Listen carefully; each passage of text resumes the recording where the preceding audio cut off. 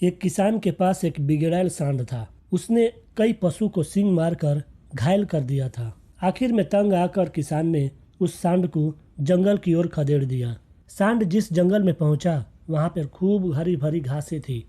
आजाद होने के बाद अब सांड के पास सिर्फ दो ही काम बचे रह गए, खूब खाना और हुकार मारना और पेड़ों के तनों में अपना सींग फंसाकर खूब जोर लगाना।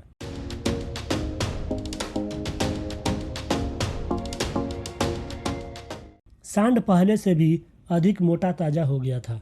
सारे शरीर में ऐसी मांसपेशियां उभरी जैसे चमड़ी से बाहर छलक ही पड़ेंगी। अब पीठ पर कंधों के ऊपर की गांठ बढ़ती बढ़ती धोबी के कपड़ों के गट्ठर जितनी बड़ी हो गई। गले में चमड़ी व मांस की तहों की तहें लटकने लगी। उसी वन में एक गीदड़ व गीदड़ी का जोड़ा रहता था, जो बड़े जानवरों द्वारा छोड़े शिकार को खाकर गुजारा करते थे। स्वयं वह केवल जंगली चूहों आदि का ही शिकार कर पाते थे। संजोग से एक दिन वह मतवाला सांड झूमता हुआ उधर ही आ निकला जिधर गीदड़ और गीदड़ी रहते थे।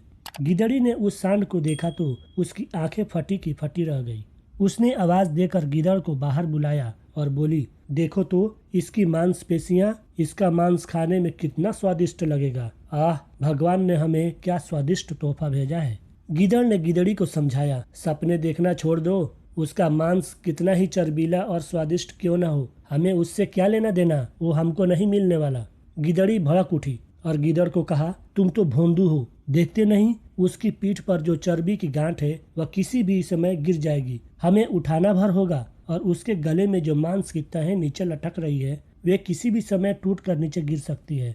बस हमें इसके पीछे पीछे चलते रहना होगा, जब गिरेगा तो हम उठा के खा लेंगे। गीदड़ बोला, भाग्यवान, यह लालच तुम छोड़ दो।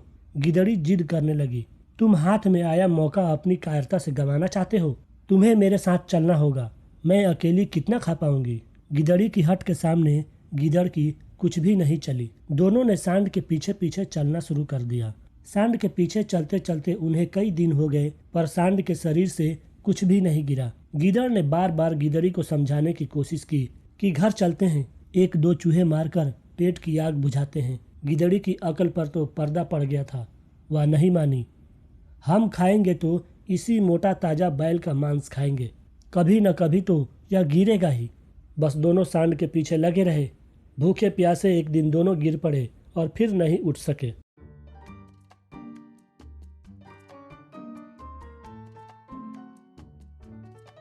इस कहानी से हमें यह सीख मिलती है कि अधिक लालच का फल हमेशा ही बुरा होता है।